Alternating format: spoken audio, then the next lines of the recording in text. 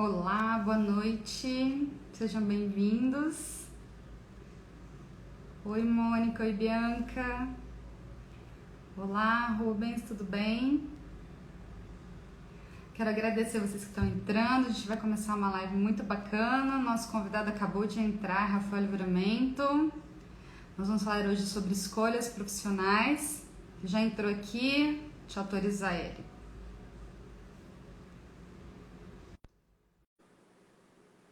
Oi, Vera, tudo bem? Josi, tudo bem? Sejam bem-vindos. Ó, Antônio Tozetti. Ó, tudo bem, Rafa? Atrasei! Não tem problema. Boa noite. Você entrou junto com o convidado de honra de todas as lives aqui. Todos são, mas tem um especial, Antônio Tozetti, meu pai. Tô vendo ele aqui, tô vendo aqui. Tem outra Monte Altense aí, a Vera Maria. Oi, Vera, tudo bem? Oi, Manu. Manu entrou, ó. Manu, Rafa, conhece Manu? Tudo bom, Lógico. Manu? Atrasei, Tati, desculpa, foi corrido hoje. Tranquilo, Rafa, sem problemas. Tenho certeza que todo mundo que queria entrar vai entrar com 5 ou com 10 minutos de antecipação ou atraso. Rafa, eu queria primeiro agradecer você ter aceitado o convite para essa live. É uma honra ter você aqui nessa maratona de lives que eu estou fazendo e agradecer por você ter aceitado remarcar, porque estava todo mundo esperando semana passada, né? Então, assim, muito obrigada. E aí eu vou contar daqui a pouquinho, porque eu remarquei. Seja bem-vindo, Rafa. Eu que agradeço, Tati. Você nem precisa me pedir, porque você sabe tanto que você é importante na minha vida, o tanto que eu gosto de você, não é só porque a gente trabalha junto.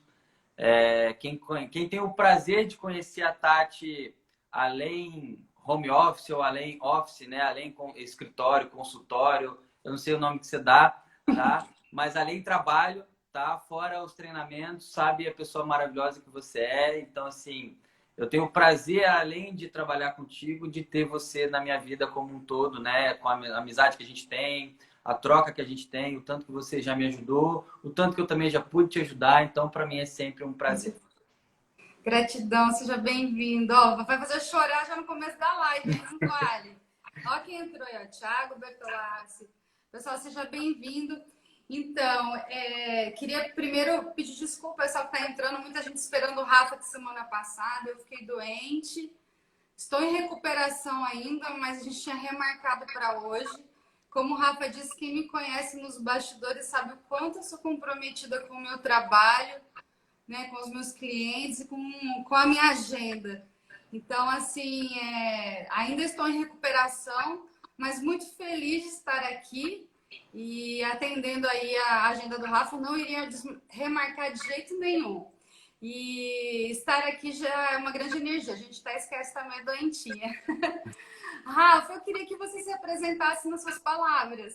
Porque se eu apresentar, né, não vou parar mais aqui de elogiar. Então, queria que você se apresentasse. Quem é o Rafael Livramento? Bom, é difícil a gente falar da gente, né? Bom, eu pelo menos acho. Talvez seja um dos conflitos nossos de identidade, né? Não saber reconhecer às vezes quem a gente é. Bom, para quem não me conhece, meu nome é Rafael Livramento, eu falo de Resende, interior do estado do Rio. Sou fisioterapeuta de formação, só que na minha vida profissional eu fui, sei lá, de uma maneira intuitiva buscando caminhos diferentes. E eu cheguei na acupuntura, me tornei acupunturista, fui estudar astrologia, que eu falo que foi a primeira virada de chave na minha vida, foi a própria astrologia. E hoje o meu trabalho é focado exatamente nos conflitos que a gente traz da nossa história. E quando a gente olha para esses conflitos e a gente entende o porquê que a gente vive certas coisas e a gente consegue se reposicionar, a gente consegue construir uma realidade diferente. Não vou entrar muito ainda na live, vou segurar um pouquinho a minha ansiedade aqui de falar, mas tudo que a gente atrai na nossa vida tem relação direta com a nossa história. Uhum. E foi exatamente isso que eu fui estudar, porque durante muito tempo da minha vida eu não entendia quem eu era. Eu não entendia o que eu estava fazendo aqui, quem eu era, qual era o meu papel, qual era o meu lugar. E eu falo que a vida me guiou, né? O universo me guiou para que eu estudasse essas coisas primeiro para entender que eu estava fazendo aqui, quem era o Rafael, qual era o papel do Rafael. Eu não tenho todas as respostas ainda, a gente vai tendo as respostas a partir do momento que a gente vai vivendo as nossas experiências, mas hoje é com isso que eu trabalho, né? Atendo aqui em Resende, a Tati atende aqui no consultório também, e é isso, eu acho. Tá bom. É isso aí, o Rafael é idealizador do programa Noções da Existência, que eu tive a honra de fazer a primeira turma. No final aqui hoje você vai contar, né, Rafa, quem quiser participar da próxima turma. Então, eu tenho muito orgulho de falar que eu sou terapeuta formada pelas 5 leis biológicas, e o meu mestre, o meu professor aí é o Rafa. Rafa, gratidão. E a gente poderia falar que a profissão é uma forma da gente buscar um lugar para pertencer. O que é carreira, né? O que é profissão na visão, né, do seu trabalho, das leis biológicas? Por que nós fazemos as escolhas profissionais que a gente faz? É aleatório? Tati, nada é aleatório, né? Eu acho que essa pergunta é aquela pergunta de US$ 1 milhão, né? Não tem um negócio assim de uma pergunta de US$ 1 milhão. Sim. Tem a pergunta de, sei lá, de 10 horas. Porque a gente pode ficar aqui horas e horas conversando sobre isso. Se você for ver, o animal, ele não tem uma profissão. Na natureza, o animal, né? O leão não é engenheiro, né? Não. A zebra não é bombeiro, né? Então, assim, na natureza as coisas são como são. E quando os animais eles estão inseridos no grupo deles, né, no ambiente deles, eles pertencem a esse lugar, a esse território. E o papel que cada um desempenha dentro desse território garante a sobrevivência desse animal. Nós trazemos essa memória está presente em todos nós, mas nós vivenciamos isso de várias outras maneiras, né? Uma das maneiras diferentes da gente vivenciar isso é através do nosso trabalho. Né? Então, o nosso trabalho ele traz para a gente uma identidade. E é através dessa identidade que a gente vai manifestar também no mundo quem a gente é. E às vezes a gente pode manifestar muito essa identidade em relação a esse trabalho, às vezes a gente pode manifestar menos de acordo com a nossa necessidade. Mas partindo da premissa que hoje, né, a pessoa que nós somos, né, eu, você e todo mundo que está aqui, nós somos o somatório de todas as nossas experiências, de todas as nossas dificuldades de vida, tudo aquilo que a gente viveu, que, por exemplo, faltou para nossa criança, porque o nosso pai tinha que trabalhar muito, ou porque a mãe tinha que trabalhar muito. A gente vai se moldando em relação a essas vivências e a gente vai fazendo escolhas que vão, de certa maneira, suprir a necessidade dessas vivências. Vou dar um exemplo muito simples. Uma vez eu atendi uma moça que ela tinha um cargo, né, numa empresa dessa aqui, que daqui da região, é um cargo alto. E o que acontece? Ela era uma pessoa extremamente bem-sucedida na carreira. Se todo mundo, né, que olha de fora assim, não, a fulana, né, com 32 anos, ela chegou num patamar onde às vezes a pessoa alcança os 50. Sabe? Sim. Mas é curioso, é paradoxal, porque essa mesma pessoa que aos olhos do mundo, né, tem um baita emprego, super bem sucedida, chega aqui no consultório num conflito de identidade. Rafael, será que é isso que eu quero para minha vida? Né? Ela está no lugar onde muitos queriam estar, mas hoje ela não sabe se ela quer estar no lugar que ela quis muito estar. Sim. E aí o que acontece? O pai dela era um chefão desse de fábrica também. O pai dela foi uma pessoa que teve muito sucesso na carreira dele. Isso é só um exemplo, tá, gente? Não estou dizendo que todo caso é assim. E como ele tinha muito sucesso, e geralmente quem tem uma posição mais elevada precisa se ausentar mais de casa, né? Viajava muito, passava mais horas na fábrica. Ela viveu com esse pai uma sensação de abandono muito grande. Mesmo que ninguém abandonasse ninguém. Ele não era um pai que largou a filha, não. Mas em muitos momentos que a filha queria que ele estivesse mais próximo, talvez ele estivesse fora, viajando a trabalho. Qual foi a estratégia inconsciente que ela adotou em relação a essa história da vida dela? Se eu for tão boa, se eu for tão expoente como meu pai foi, né? Eu me aproximo dele. E quando eu me aproximo dele, eu ganho, biologicamente falando, a proteção que aquele macho faz no território. Então, para Uhum. ela, ser igual ao pai era uma resposta frente ao perigo de sobrevivência que ela trazia da criança. E aí é claro que assim, ela até consegue um bom emprego, ela consegue um bom salário, ela consegue. Só que às vezes eu falo que o paciente, né, a pessoa, ela paga um preço muito alto para isso. Uhum. E da mesma maneira que chegou um momento que isso gerou uma confusão nela, né? Nossa, qual é o meu lugar? Qual é o meu papel? O que eu estou fazendo aqui? Isso é tanto vamos dizer assim, na estruturação da carreira, como até na escolha da própria profissão. Por exemplo, eu falo que hoje o que eu ensino, né? O que eu trabalho com os pacientes? Eu ensino tanto os pacientes quanto os meus alunos a olharem para a história deles e resgatarem a identidade deles. E por que eu ensino isso hoje tanto para os pacientes quanto para os alunos? Porque durante muito tempo eu vivi sem identidade. O Rafael passava pela vida. O Rafael andava pela vida, passava pela vida, não sabia o que ele queria, né? É como se a vida fosse meio, tipo, meio deixa a vida me levar. E Uhum. quando, através das minhas experiências, né, eu fui descobrindo as minhas respostas, é como se as minhas respostas me dessem ferramentas para ajudar pessoas a buscarem as respostas dela. Né? Eu estou falando de mim, mas cada um que tem aqui está fazendo isso dentro da própria história. E uma das formas da gente fazer isso é através da nossa profissão. Então, a nossa profissão não deixa de ser a expressão da nossa identidade, que pode ser que ela esteja nutrindo nosso adulto de hoje. Mas em Uhum. muitos casos, a profissão que a gente tem, a vida que a gente tem hoje, ela está nutrindo as dificuldades que a nossa criança traz. É. E pode Que ser que em seja... algum momento. Não, pode terminar.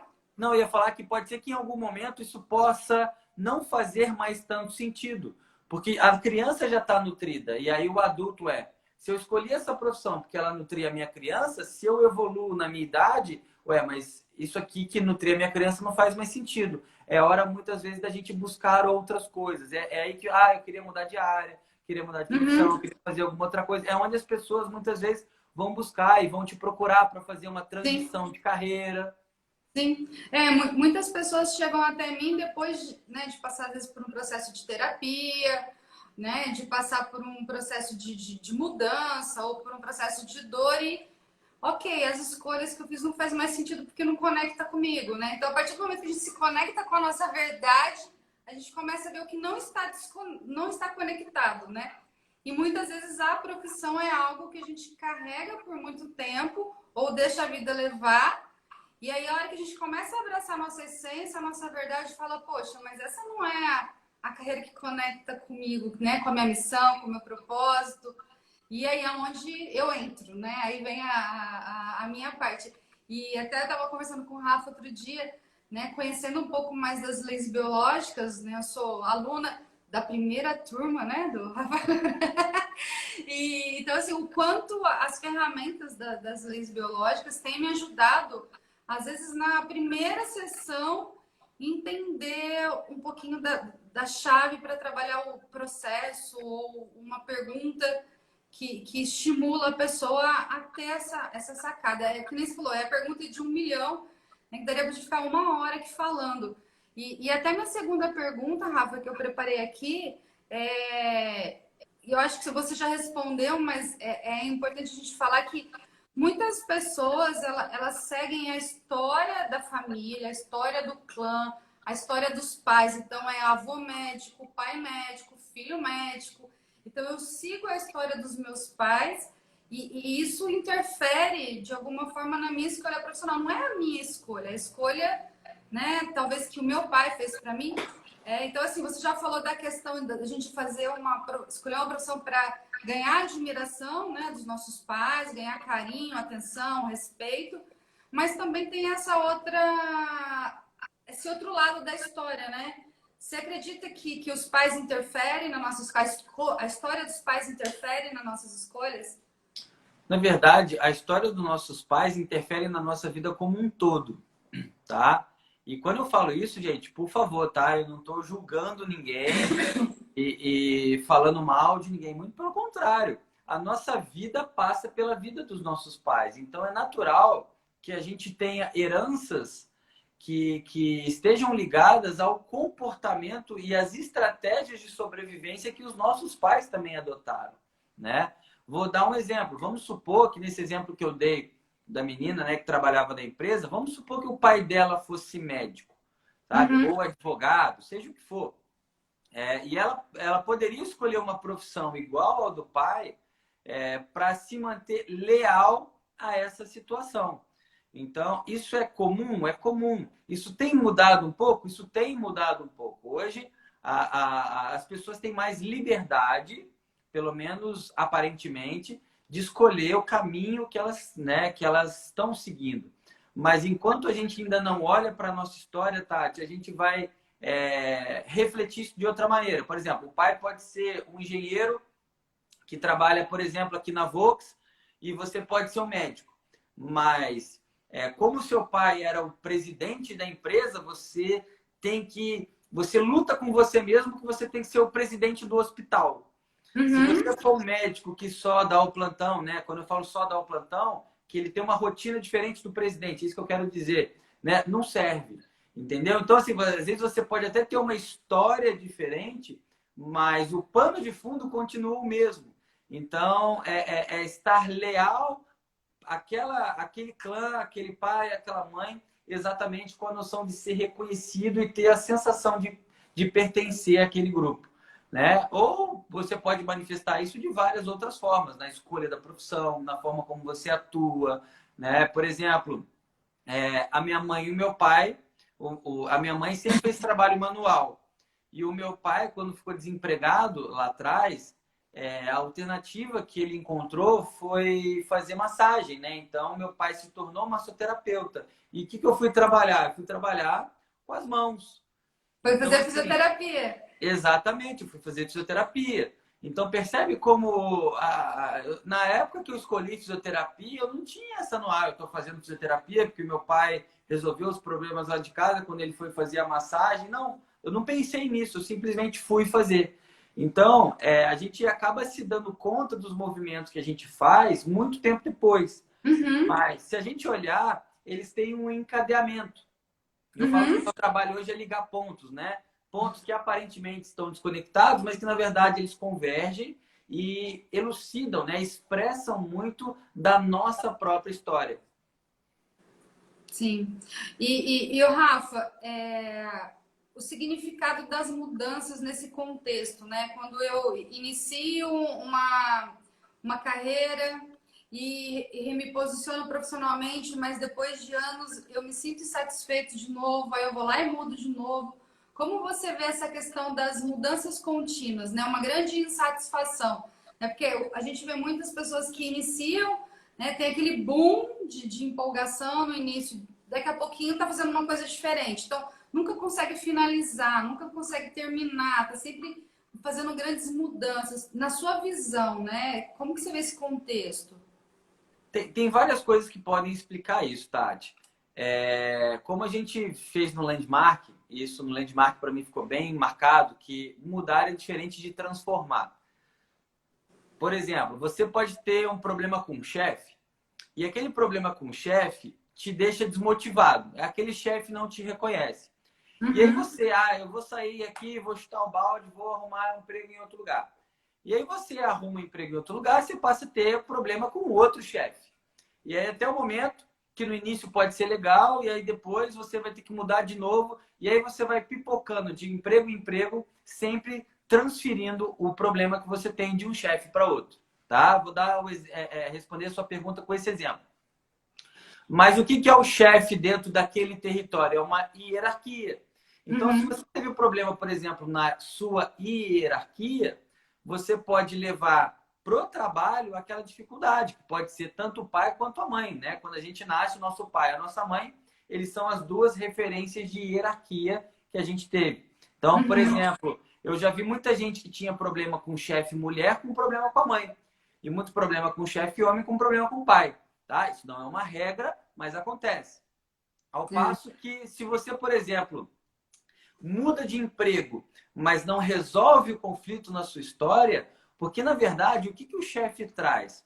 O chefe traz aquele conteúdo da sua dificuldade com a mãe ou com o pai que você ainda não conseguiu resolver. E, ó, gente, isso eu falo para vocês com segurança. Quando a gente resolve o conflito lá da história com a mãe ou com o pai, o chefe milagrosamente muda.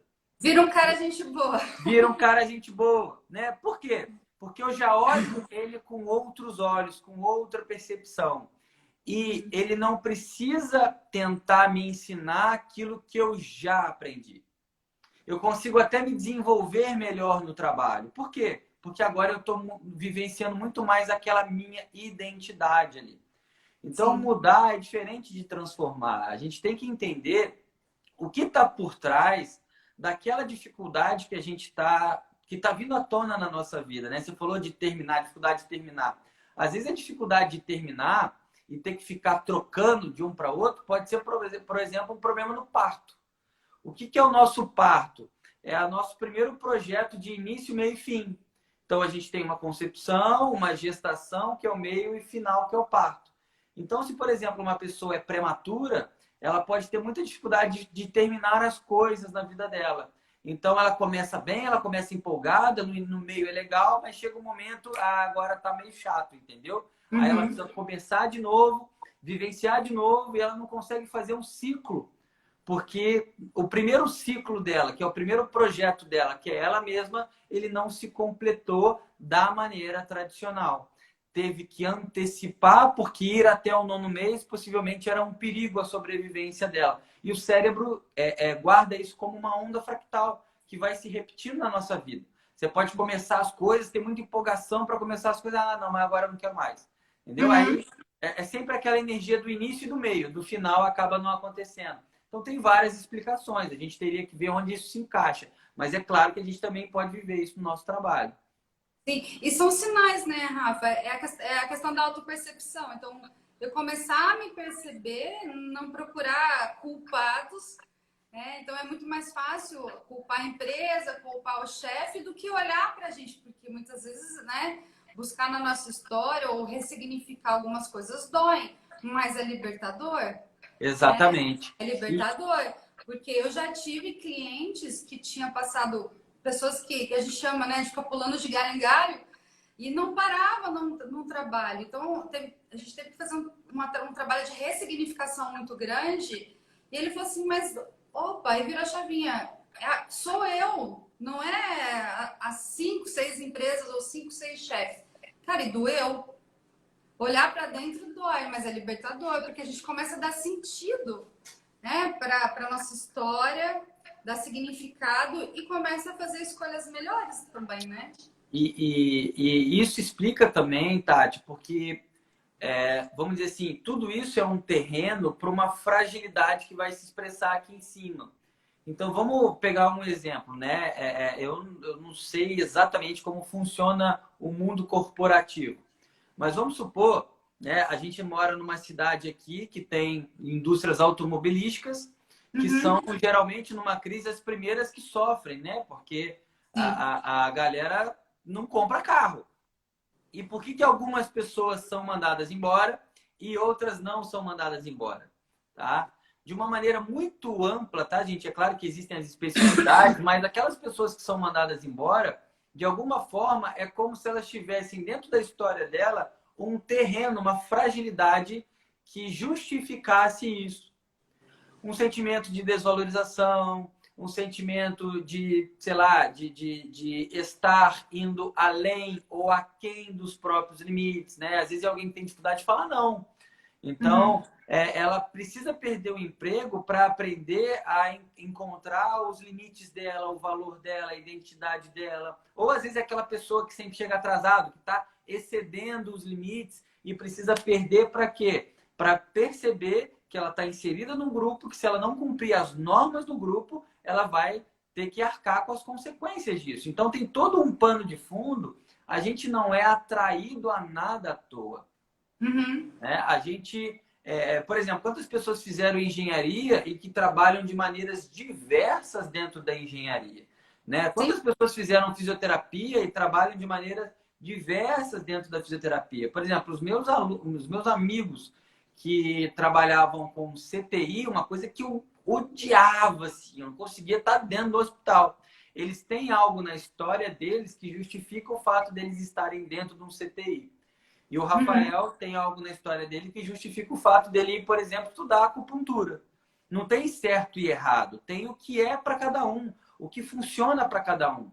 Só que como a gente vai vivendo as situações e a gente vai mudando a pessoa que a gente vai evoluindo, aquela necessidade que a gente tinha quando a gente estava aqui, talvez seja diferente da necessidade que a gente tem quando a gente está aqui. E aí, quando a gente está aqui, vivenciando as coisas daqui, eu começo a me questionar o que faz sentido, o que não faz, o que eu posso mudar, o que eu não posso. E aí, o que acontece? A gente vai modificando aqui para quando a gente chegar no outro estágio acima, a vida estar mais de acordo com aquilo que a gente gostaria que ela fosse. Uau! E aí, pessoal, tá gostando? Manda coraçãozinho pro Rafa aí. Tem muita gente entrando, Rafa. Deixa eu ver se tem algum comentário aqui. Deixa eu ver, acho que a Bruna tinha feito um comentário bacana aqui. Deixa eu ver aqui. Bastante gente conhecida, Elisa, Bruna. Ah, Elisa, tô aqui pensando, por que será que eu fui fazer jornalismo? A Bruna, eu também tô aqui pensando na ligação da minha profissão com os meus pais. Posso dar um pitaco aí na história da Elisa? Pode. Quer ver? Só concluir a da Bruna aqui, ó. Rafa, comigo aconteceu exatamente isso. Eu sempre tive problemas com os meus diretores homens e identifiquei que era relacionado ao meu pai. Eu já tive também uma cliente que ela se dava muito bem com gestores homens. O dia que chegou uma gestora mulher, a performance dela caiu, ela entrou num processo de medo muito grande e tinha toda uma relação com a mãe. Ela foi para o processo de terapia para aprender a lidar com uma chefe mulher. E aí, na verdade, era a figura da mãe. Mas pode falar da Elisa. Vamos ver se o cérebro é fantástico em fazer as associações dele. As pessoas acham que a gente é meio bruxo, que a gente adivinha, mas o que a gente pega, gente, é a especificidade por trás do pano de fundo disso. É uma técnica, a gente aprende a fazer isso. É claro que tem uma sensibilidade de olhar a história e tal, mas por que muda, né? Tava tudo igual. Entrou uma mulher, uma fêmea no território, mudou a percepção que eu tenho dentro desse território. Então, qual foi a fêmea, qual foi a dificuldade que eu vivi com uma fêmea dentro da minha história? Sabe? Eu estou reduzindo muito o que pode ser o caso, mas é assim que a gente analisa, né? Por exemplo, vamos pegar o exemplo da Elisa, né? O que é o jornalista? É aquele que informa. Então, a gente pode pensar que quando a Elisa era criança, ela tinha dificuldade de se expressar, de falar quem ela era, de falar não, de expressar o que ela estava sentindo. Mas a gente pode pensar também em informações ancestrais do clã que foram escondidas, né? Os segredos de família. Então, é claro que você, quando se torna jornalista, você não está escrevendo o que os seus antepassados acabaram escondendo. Mas é uma forma de o quê? De colocar aquela informação, de levar para as pessoas a informação, o conteúdo da informação. É expressar a comunicação de pessoas que lá atrás não podiam se comunicar. Quem sabe não foi um imigrante que chegou no Brasil, não falava nada de português e foi discriminado porque não falava a língua do país, entendeu? E por isso viveu grandes dificuldades. Tem milhões e milhões de explicações. Mas é só para vocês entenderem que tudo está relacionado. Sim, e não necessariamente com os nossos pais, mas com nossos ancestrais, com a nossa história, né? O que a gente Exatamente. carrega, né, na nossa vida como um todo. A Alice Anuto disse, nossa, faz muito sentido. Eu fui fazer direito e percebo que a minha mãe esperava muito de mim. Talvez alguma coisa a fazer justiça, né? Talvez alguma questão de justiça na família, né? Você foi lá e fez direito. Faz Corrigir. Aí eu dou um palpite aqui já, Rafa. Não, tá certo. Ó. Tá certo, ó. A aluna nota 10. Corrigir as injustiças. Exatamente. corrigir corrigir. injustiças da história da minha família, algo muito justo que eu passei, não fizeram por mim e eu vou fazer essa justiça. Eu atendi em São Paulo uma juíza da família, né, da vara de família. E o que acontece? Ela foi adotada e por conta da adoção teve uma série de complicações. O que é a adoção? É um movimento legal, né? E precisa de um movimento legal para isso, um contrato para isso. E aí, por conta da situação que ela viveu, né, da adoção dela, que foi conturbada, né? Imagina que uma família queria puxar de cá, outra família queria puxar de lá e tal. O que ela faz hoje? Hoje ela é juíza da vara da família e ela faz conciliação. Então, através do trabalho dela de juíza da família e fazendo conciliação, ela está resolvendo, claro que inconscientemente, a própria história. Quando eu coloquei isso para ela, ela ficou uns 10, 20 segundos parada assim. Nossa, agora faz todo sentido. É claro que ela não sabia que uma coisa estava ligada à outra, mas está, sempre está. A Hélice Anuto disse que é isso mesmo, que a gente arrasou aqui na percepção. A Cássia Oliveira é sua aluna. Tô sabendo que a Cássia é sua aluna. Seja bem-vinda, Cássia. Como fica a lateralidade nisso tudo? A lateralidade é instigante, né? Cássia, a lateralidade vai depender de como a pessoa está vivenciando. A gente vai ter que encaixar isso, porque a lateralidade, se alguém quiser depois entender a lateralidade, tem um vídeo lá no YouTube que explica bem, tá? Que nós... Mas para quem está chegando agora, Rafa, né? A Cássia já é sua aluna, mas a gente está com 36 pessoas ao vivo. Lateralidade, né? Se você é uma pessoa destra ou canhota na sua energia, né? E não na mão que você escreve. Se você puder só explicar um pouquinho, porque tem muita gente que nunca ouviu falar disso aqui. A lateralidade, né? Que é a mão que a gente bate palma, que é o teste mais fiel. Por exemplo, eu sou canhoto, bato palma com a esquerda por cima. Então, a mão que a gente bate palma por cima, ela vai ter uma importância muito grande na nossa percepção de vida. Se a gente age na nossa vida de uma maneira mais masculina ou se a gente age na nossa vida de uma maneira mais feminina. Então, por exemplo, para uma mulher canhota, que é uma energia feminina, ela ir para o mundo corporativo, as metas, a performance, não é muito difícil, porque isso é da própria energia de base masculina dela. Mas para uma destra, isso vai ser mais, vamos dizer assim, isso vai precisar de um esforço maior. Não que ela não consiga fazer, ela pode fazer, mas ela vai estar muito fora da energia de base dela, porque a energia da mulher destra é uma energia feminina que traz ela para o ninho, né? Então, é uma pessoa que pode ter um trabalho, mas que também quer ser mãe, que quer ter um tempo em casa, que não quer trabalhar tanto. E às vezes, se você tem uma destra muito para fora, a gente tem que entender o que aconteceu na história dessa pessoa que fez ela sair de um movimento de uma mulher destra para ir para um movimento de uma mulher canhota, energia masculina. No meu site tem a palestra que eu dei no Mais. Legal. Aquela palestra que eu dei no Mais que fala sobre exatamente feminino e masculino está no site rafaellivramento.com.br. Tá lá. Se alguém quiser entender isso melhor, é 1 hora de palestra, bem legal. Você falou www aí, todo mundo anotou? Repete aí, Rafa. rafaellivramento.com.br. E o Rafa tem o YouTube também, tem um vídeo sobre lateralidade lá também. Tem. Eu recomendo todo mundo. E eu sou uma destra que vivi 20 anos na energia masculina. Estou há 2 anos buscando resgatar a minha energia feminina. Isso se reflete em tudo. A minha postura, a forma como eu atuo dentro de casa, as roupas que eu vestia. Então, é um resgate muito, muito bom para ser refletido. E aí, depois, quem quiser ir a fundo, liga para o Rafa, marca uma consulta. Né?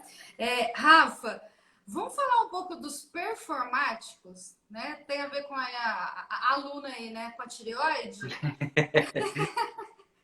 Eu, por muitos anos, né, vivi nesse... Acho que até por estar na minha energia de base mudada, eu vivi muito ano nessa carreira performática, né? O que leva muitos profissionais na busca de uma carreira performática? Quando a gente... na sua visão... A performance, Tati, é uma energia masculina. Então, todo mundo que tem uma necessidade de performance muito grande, né? Perfeccionismo, né? O perfeccionismo ele tem o mesmo prefixo que está muito mais ligado às mulheres canhotas e os homens destros, mas não necessariamente. Eu sou canhoto, energia feminina é altamente performático. Aí eu vi o canhotinho, você cortou o cabelo, né? Gostou, né? Eu vi, tava cheio de topete lá no Store de São Paulo. O canhoto é mais vaidoso, né? Teoricamente, né? Teoricamente, se ele não tiver Teoricamente. pet, né? E a performance está muito ligada à energia do pai, né? Per, em francês, é pai. Então, assim, todo mundo que é performático, perfeccionista, tem uma necessidade inconsciente de agradar o pai, que lá atrás, por um motivo ou por outro, talvez não tenha estado mais próximo, tá? Eu vou falar mais próximo, mas isso pode ser vivenciado de várias maneiras. Então, por exemplo, esse mundo competitivo que a gente tem hoje, né? De territorialista, de eu ter que ser sempre o melhor. A gente ainda traz aquele conceito, para mim, tá? Obsoleta, darwinista, de que o mais forte sobrevive. Então, se o mais forte sobrevive, a Tati tem que morrer para eu sobreviver. Né? É uma competição desenfreada para garantir a sobrevivência. Isso está no nosso inconsciente coletivo. Mas as pessoas não sabem que a natureza ela é cooperativa, né? Se eu sei o meu lugar, eu faço a minha parte. Se a Tati sabe o lugar dela e ela faz a parte dela, aquilo que eu faço, aliado àquilo que ela faz, pode fazer nós dois crescermos juntos. Sim. Sabe?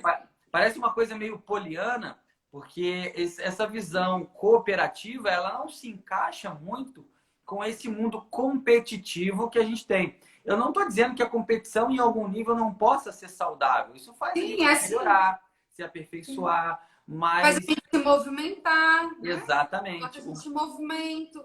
Exatamente. A grande questão são os excessos, né? Aquilo que eu falei. Caramba, eu tenho que ser promovido a qualquer custo. Então, para ser promovido a qualquer custo, o que eu faço? Eu abro mão da minha vida pessoal, eu abro mão da minha saúde, eu abro mão, eu passo por cima das pessoas que estão aqui na minha equipe, sei lá, eu faço o que for para estar lá. Porque se eu estiver lá, para o meu cérebro é uma noção de sobrevivência. A grande armadilha disso é que cada degrau que você sobe, ele passa a não ser mais o suficiente. Sim. Então, você chega aqui, você não consegue nem comemorar que você chegou aqui. Aí você já quer estar no outro, já quer estar no outro, já quer estar no outro. Isso tira a sua liberdade enquanto indivíduo. Porque nunca vai estar bom. Você sempre vai precisar de mais. E às vezes o performático ele não consegue enxergar isso sozinho, né? Não. É sempre importante a gente estar... Né? Quem é da família, dá um toque, amigos, porque, e assim, até quem me conhece sabe, né? Eu criei um mantra, né? Eu tenho até uma arte aqui, tá na minha frente, uma no escritório, que fica aí do lado da sala que você tá. A vida não é estabilidade, é saber andar em equilíbrio. E aí, por que eu tô falando isso? A gente pode conquistar tudo que a gente quer na vida, mas tudo precisa ser com equilíbrio. Porque a qualquer custo, eu, Tati, né, já trabalho no mundo corporativo há 20 anos. Eu já vi muitas pessoas chegarem lá no topo a qualquer custo, né? Grandes executivos, quero ser o número 1 da empresa, vai a qualquer custo, né? Não vamos entrar em detalhes, mas aí vai abrindo mão, né, de tudo da vida. Só que a hora que chegar lá, Rafa, não tem ninguém para fazer um brinde. Já não tem mais casamento, os filhos estão distantes, os amigos já não suportam mais, a saúde está um fiasco, já teve né, problema de coração, com os exames lá, colesterol tudo alterado. Então, assim, vale a pena, né? E sabe o que acontece, Tati? Me veio uma coisa aqui bem interessante. Às vezes, a pessoa ela fica tão fixa naquele objetivo que ela não percebe que a vida está mostrando várias outras oportunidades para ela aqui do lado. Sim. E às vezes as outras oportunidades que estão aparecendo aqui do lado, elas têm um custo-benefício tão maior, mas eu estou vinculado naquilo que eu quero, porque é aquilo que eu quero, sabe? E aí quando eu chego lá, tenho uma noção até de, caramba, consegui da conquista, mas como eu disse, se isso está nutrindo a criança e não o adulto de hoje, nunca vai ser o suficiente. Então, você vai chegar lá, vai continuar tendo a sensação da falta e você vai precisar... É como se fosse uma droga, né?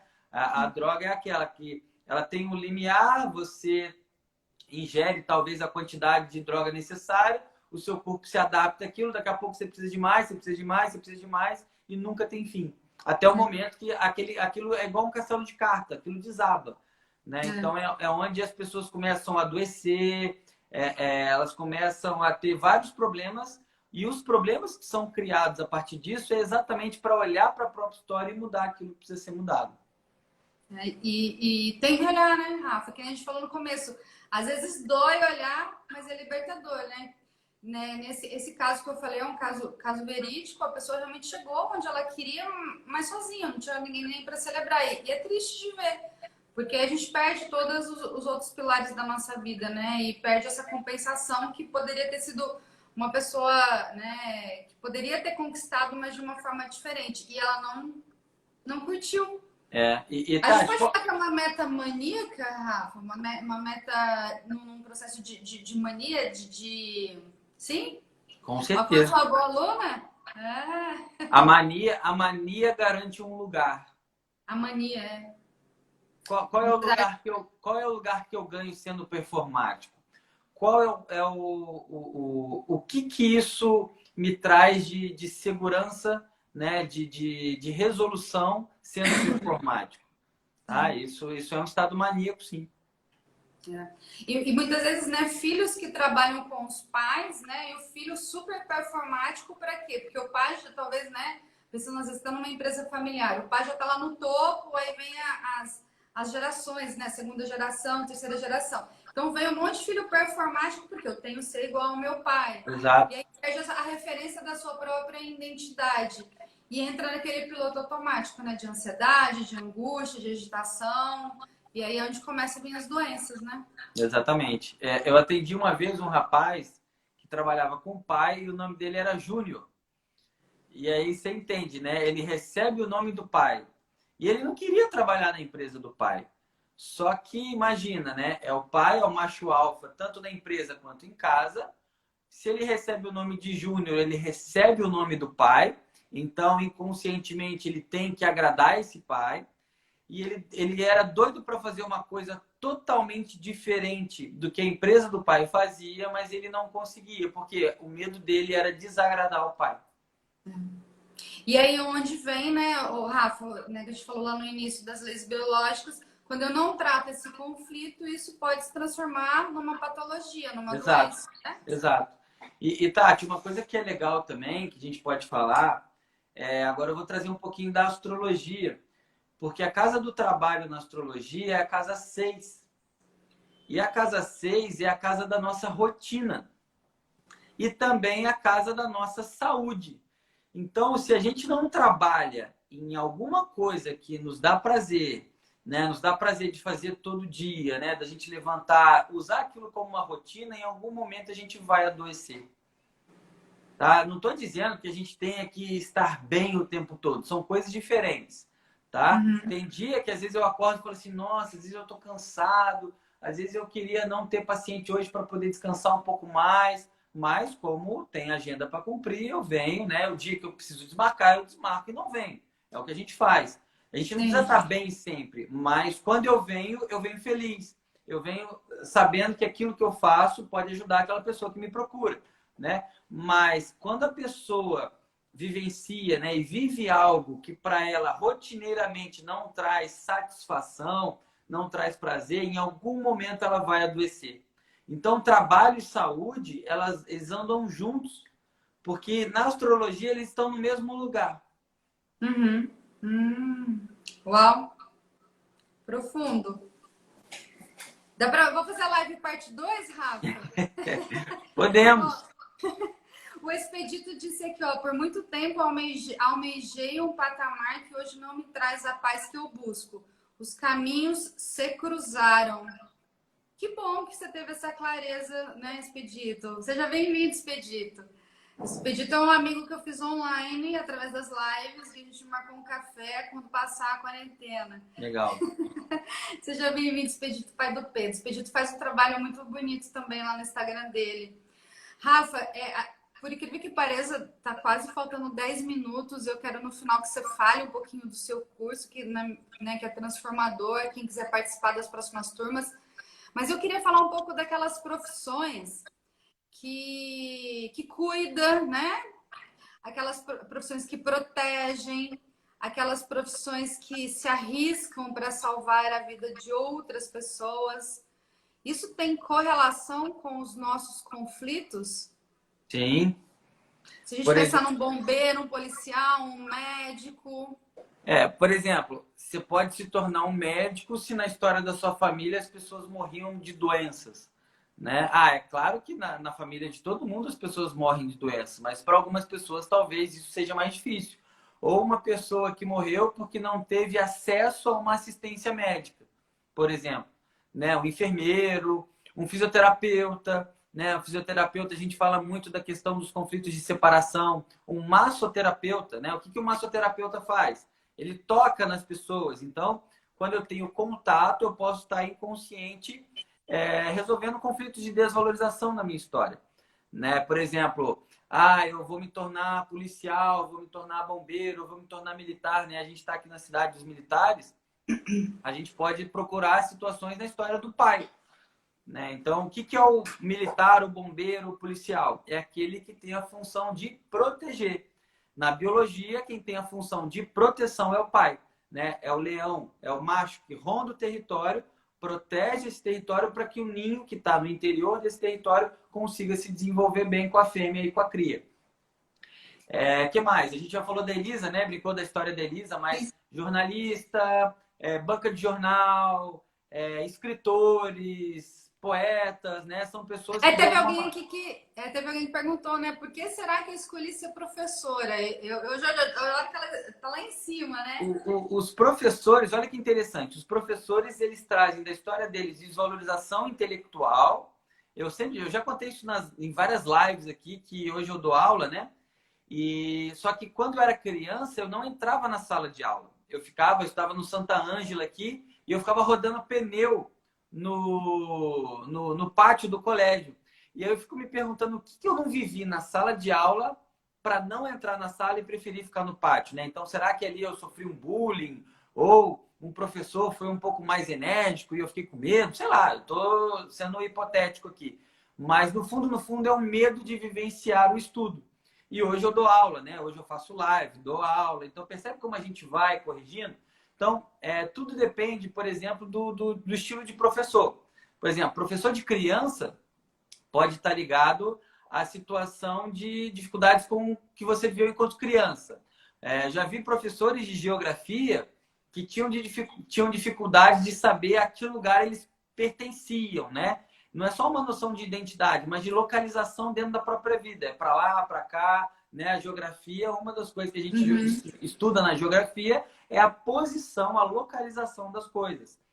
Já vi... Rafa, veio algo na minha mente agora também, que aquelas pessoas que querem fazer concursos públicos, né? Para não passar por uma certa necessidade, que talvez, né? Quer falar um pouquinho disso?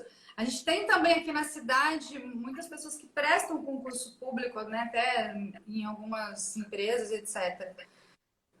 Fala um pouquinho pra gente desse conflito da estabilidade. A necessidade da estabilidade. Vamos supor que lá atrás o pai perdeu o emprego e ficou desempregado e por conta disso a família passou fome. Então, eu sei onde eu piso, né? Eu tenho aquela segurança de que no final do mês o meu dinheiro vai estar lá. Ou, por exemplo, pode ser uma situação onde a minha mãe foi muito próxima e muito medrosa. Isso eu já vi acontecendo, tá? Então, a mãe era muito medrosa, puxava o filho toda hora para ela.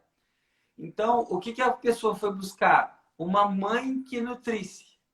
Uma mãe que oferecesse aquilo que ela queria.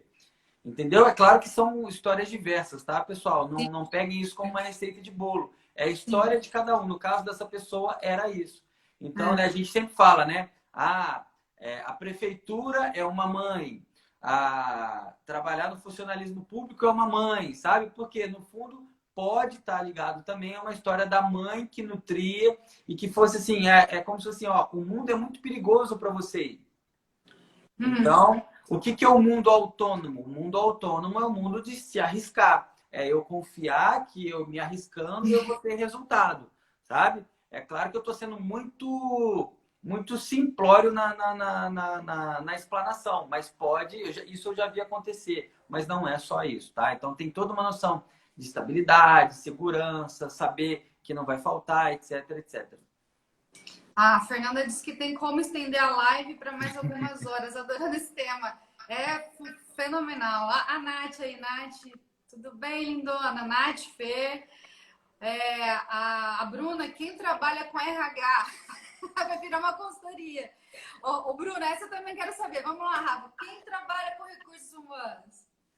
Qual é a função dos recursos humanos?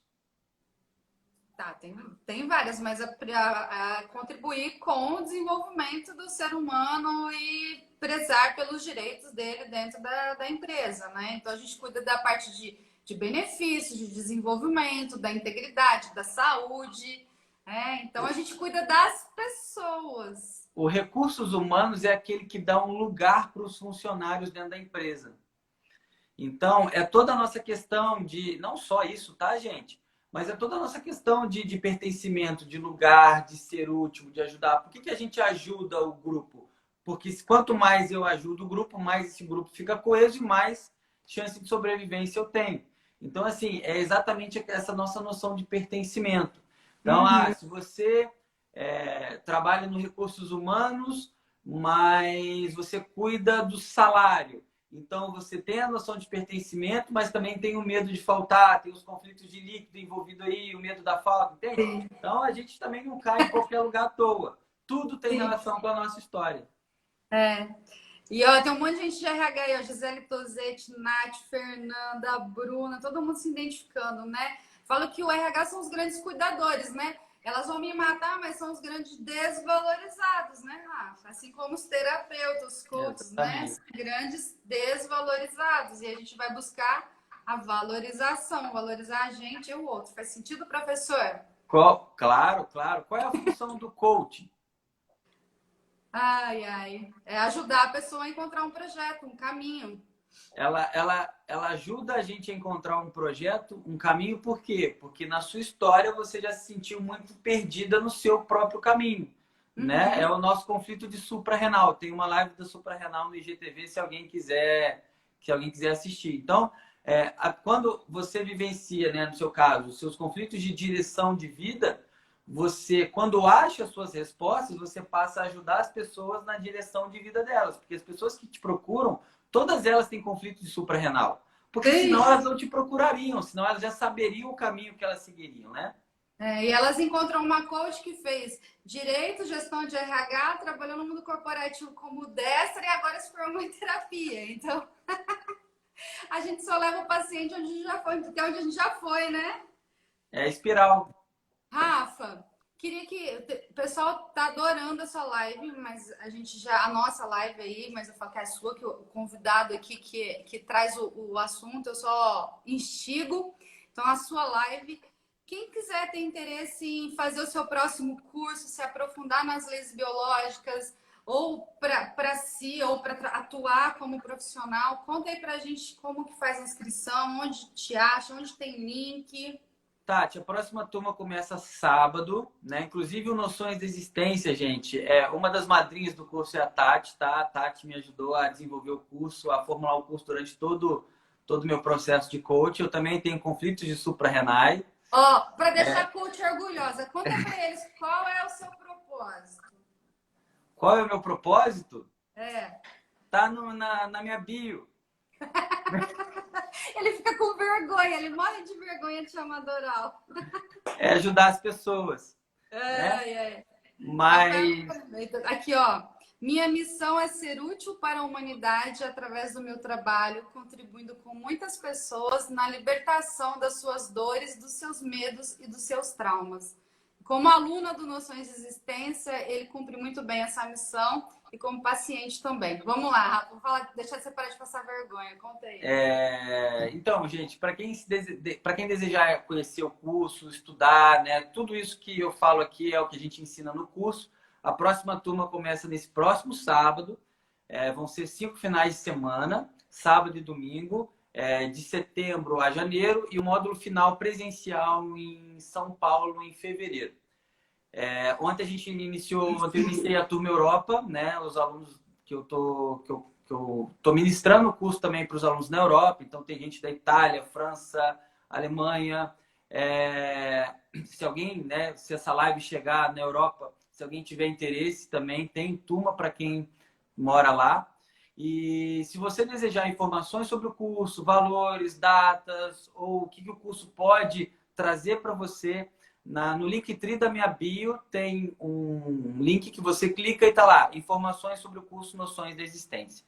Tá joia? É um curso que tem um objetivo de formar profissionais que trabalham com as leis biológicas, que tenham esse olhar que a gente trouxe nas lives, mas que também ajudam a quem não quer trabalhar, pelo menos como terapeuta, mas entender mais como ser humano, como a gente funciona e o que envolve, né, as noções da nossa existência, a nossa identidade. Fala de física quântica, ciência do início da vida, nova medicina germânica, leis biológicas, são 96 horas de formação, né, Rafa? Exato. É incrível. Quando é a próxima live desse tema? Vamos providenciar, Fernanda Andrade. Fernanda, eu vou dar um spoiler aqui. Na próxima maratona, ela vai ser uma das convidadas aqui, ó, Fernanda Andrade. Bacana.